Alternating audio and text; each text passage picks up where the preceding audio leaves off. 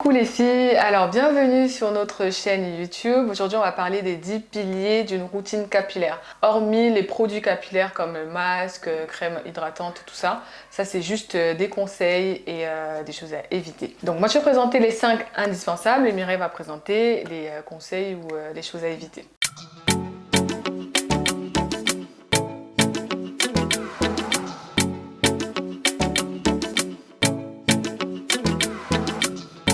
Premier point, c'est cultiver l'amour pour ses cheveux. Alors, on va passer beaucoup de temps à faire des masques, des soins, s'occuper de nos cheveux. Donc, il faut vraiment cultiver cet amour-là pour pas que ce soit comme une corvée, mais plutôt un temps de qualité. Le deuxième point, c'est foulard et bonnet en satin. Un indispensable. Parce que, comme vous le savez, le coton assèche nos cheveux. Et après nos soins ou avoir bien hydraté nos cheveux, on veut pas juste les assécher dans la nuit. Donc il faut un foulard à satin ou un bonnet ou alors pour un souci de design, vous pouvez prendre une tête d'oreiller en satin. Donc il y en a sur Amazon, sur Diouda, sur AliExpress, enfin un peu partout. Le troisième point, c'est les coiffes et les pinces. Alors, il faut absolument avoir des coiffes pour se coiffer, pour dompter un peu tout ça, pour plaquer nos cheveux en fonction du design voulu. Là, par exemple, j'ai mis 5 coiffes pour pouvoir me coiffer ce matin. Donc ça, c'est très important. Le quatrième point, c'est le vapo. Alors, le vaporisateur, on peut le trouver aussi sur Amazon et sur Diouda, bref, sur plein de sites. On doit mettre de l'eau sans calcaire, donc l'eau minéralisée ou une eau filtrée. Le plus important, c'est qu'il n'y ait pas de calcaire et une huile végétale. Donc il y a plusieurs huiles végétales légères, huile d'olive, huile d'argan, huile de jojoba, huile d'avocat, tout ça, ça fonctionne.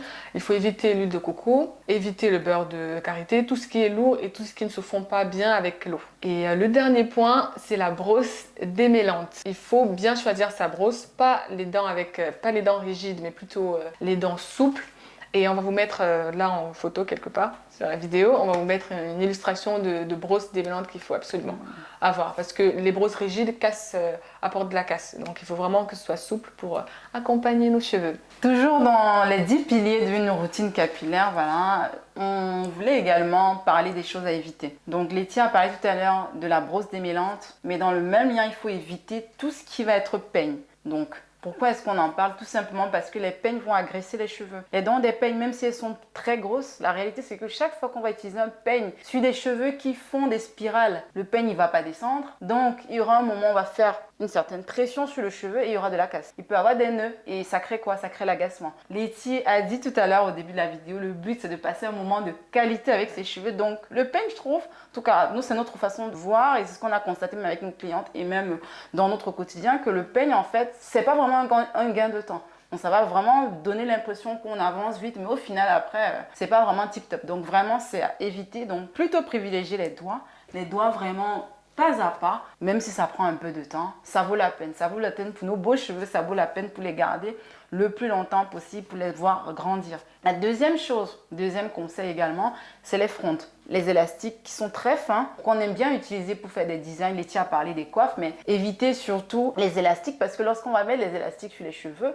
il y aura un nœud. Il y a un nœud qui va se créer parce que le cheveu naturel, il aura toujours tendance à faire une spirale. Toujours, c'est sa tendance naturelle. Il va vouloir s'enrouler sur lui-même. Donc il va s'enrouler autour du nœud et ce sera un nœud qui va créer la casse, des fourches et vraiment des cheveux même parfois de différentes tailles sur la tête parce que les cheveux vont commencer à se casser. Et autre chose qu'on a eu à cœur de mentionner, c'est surtout les tresses. Vraiment, ça va pas vous faire plaisir. On le dit toujours, voilà, on sait qu'on est sur un terrain glissant, mais on l'assume. Les tresses, vraiment, Letty, ça fait combien de temps, Letty, tu te... Un an et demi à peu près. Tu fais tu ne te tresses plus. Ça fait peut-être plus de 2.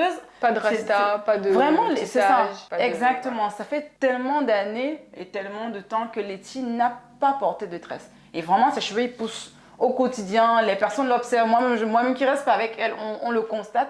Donc vraiment, vous voulez de la longueur, vous voulez des cheveux sains, vous voulez des cheveux qui sont agréables à toucher, qui évoluent bien. C'est important d'oublier un tout petit peu les tresses. Donc évitez au maximum de porter des rastas ou de porter des tresses parce que du coup, ça va faire une pression sur la fibre capillaire. Ça va l'affiner, ça va l'épuiser, ça va la fatiguer. Et ça peut même, pour certains cas, il y a eu des cas, des personnes qui ont fait des réactions de cuir chevelu parce qu'il y a des tresses qu'elles ont portées, des mèches qui n'étaient pas forcément de bonne qualité. Donc vraiment, le faire de temps en temps, pourquoi pas une fois par par an, 2 fois Des par an. occasions.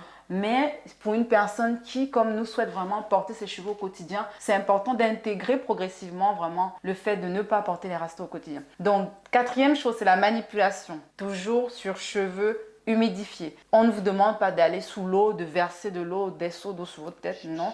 Juste des petites vaporisations pour justement apporter une certaine détente à la fibre capillaire qui va justement vous permettre de mieux la manipuler, de bien faire les démêlements et de faire tout ce que vous voulez faire selon les besoins de votre cheveu. La dernière chose, c'est la chaleur. La chaleur, pourquoi est-ce qu'on termine par là? Parce que c'est le truc le plus grave. C'est-à-dire, c'est vraiment le no way. Vraiment, si vous devez retenir quelque chose de cette vidéo, vraiment, c'est éviter la chaleur sur vos cheveux. Pourquoi? Parce que la chaleur va venir assécher le cheveu. Déjà, il est sec de base.